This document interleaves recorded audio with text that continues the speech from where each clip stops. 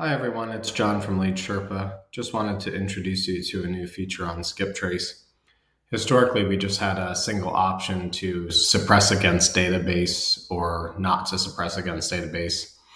And how that worked was if you suppressed and you ever had a record before, we would give you that record back without charging you for it. And then if you didn't suppress, we would guarantee to go get a fresh record for you right at that moment.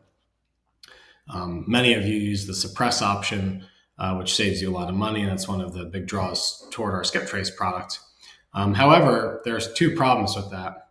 First of all, when using suppress against database, you're guaranteeing that you will never refresh any old records. And some of you have been with us several years now, meaning you're still getting back records from 2 years ago.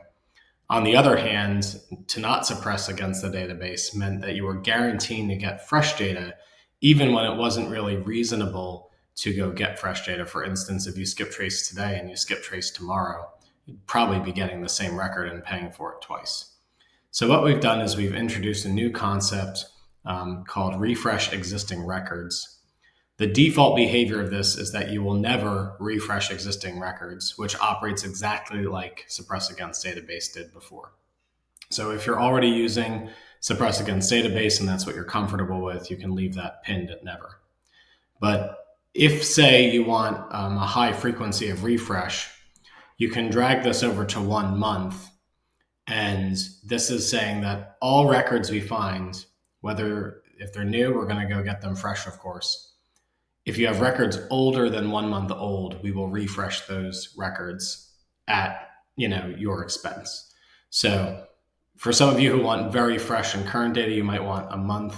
Some of you, your tolerance might be more like 6 months to a year.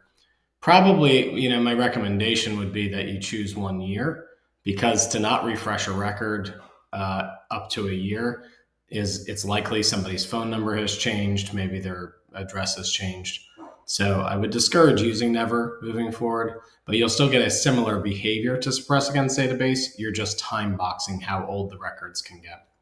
And to be clear, this is not based on the file you upload. It has to do with each and every individual record. So if a given record, the copy of it you have is 8 months old in this case, you would not be charged for it. You'll be given the same record back. It gets to the next record. Maybe you last looked that one up 14 months ago. It will refresh just that record, okay, and so on.